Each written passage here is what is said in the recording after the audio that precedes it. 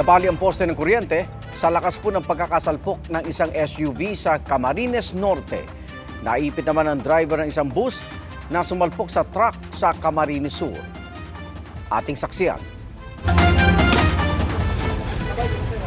Pahirapan ang rescue operation sa driver na naipit sa minamaneho niyang pampasaherong bus matapos itong sumalpok sa nakaparadang truck sa Lupi, Camarines Sur. Halos 3 oras ang lumipas bago tuluyang mailabas ang driver. Dinala agad ang driver at siyang nasugatang pasahero sa ospital. Iniimbisigahan din ng mga otoridad ang may-ari ng truck na ilang araw na raw na nakaparada sa lugar matapos masiraan. Sinagot ng bus company ang pagpapagamot ng mga biktima. Hinihintay rin ng pulisya kung magsasampa ng kaso ang mga biktima.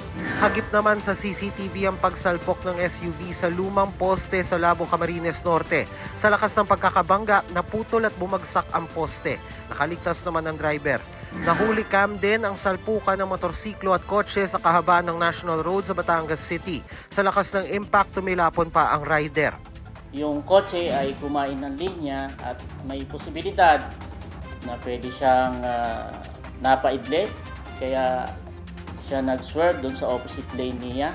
Mabilis ang takbo nila dahil kung makikita, yung motorsiklo after ng collision ay bumalik sa kanyang pinanggalingan. Isinugod sa ospital ang rider pero idineklara siyang dead on arrival.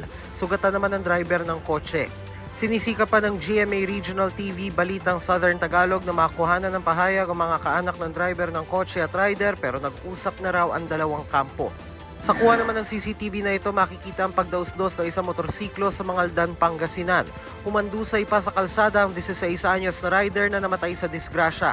Batay sa investigasyon, nag-overtake ang biktima sa tricycle at nang masagi ito ay nawalan siya ng kontrol at tumama sa poste ng kuryente. Para sa GMA Integrated News, ako si Dan at tingkong ko ang inyong saksi. Mga kapuso, sama-sama tayong maging saksi. Mag-subscribe sa GMA Integrated News sa YouTube at para sa mga kapuso abroad, samahan niyo kami sa GMA Pinoy TV at sa www.gmanews.tv.